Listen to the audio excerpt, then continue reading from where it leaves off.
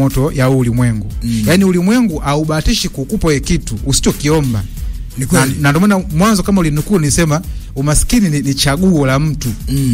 Yaani tu unachagua kuwa hivyo ulivyo. Kwa nini? Kwa sababu ndivyo vitu unavyoviomba, ndio mawazo yako, ndio fikra zako, ndio mtazamo wako na ndio maneno yako.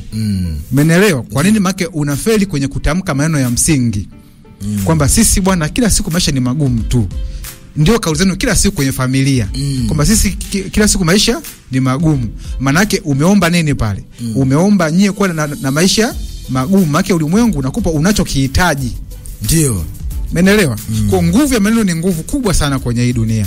Na hii ndio inatuumbisha sana. Hasa maneno ya ndani, yale ya hisia. Maneno ya nje, yale yote yanatengeneza. Tumepata siku sababu ya maneno, watu walitamka. Yaani vitu vingi sana unavyoviona, sosi yake ni kutamka ulimwenguni. Tukitoka kwenye majina hata maneno ya kawaida tu. Kabisa. Kwa hiyo inabidi ujinenee kwamba I'm the best.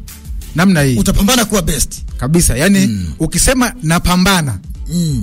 Napambana nipate fedha, upati. Yaani unauambia hivi ulimwengu napambana kwanza. Fedha nitapata baadaye. Umeelewa sio vizuri? Kwa ukisema I'm the best, yani mimi nina fedha. Inakuvuta ile. Mimi nina fedha.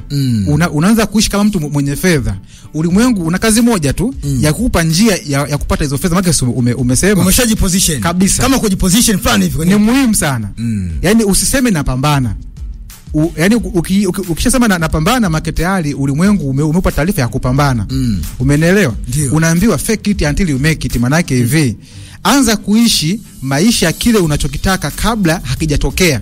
Maana yake unatuma salamu kwamba nataka kitu hiki. Umeelewa sijui vizuri kabisa. Sasa unakuta mtu anatuma anaweka energy ya sio nzuri. Umeelewa? Na bahati mbaya nikwambie ukweli, ulimwengu wa asili haujui comedy, haujui utani. Kwamba kipindi mnakuza comedy kwenye nchi yenu, watu wanaongea ile maneno, manake mnajinenea vile.